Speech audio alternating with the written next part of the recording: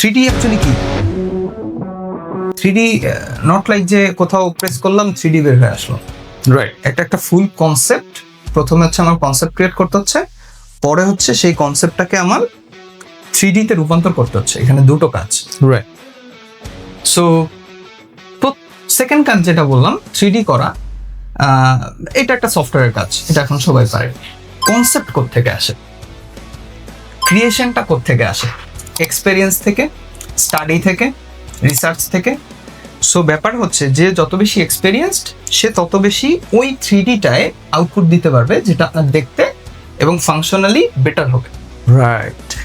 So যে আপনাকে এই পুরো জিনিসটা ফ্রি দিবে সে আসলে শুধু সফটওয়্যার হয়তো জানে।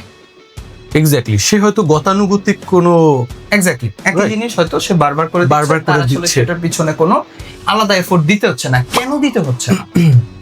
কারণ হচ্ছে আপনি তো তাকে পেই করছেন না, রাইট, টেকনিক্যালি আপনি তো কোশ্চেন করবেন না। রাইট।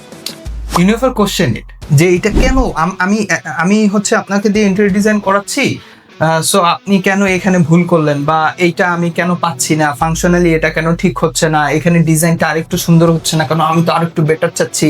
এই কোশ্চেন আপনি ডিরেক্টলি তাকে করতেই পারবেন না, because you are getting it free. Exactly.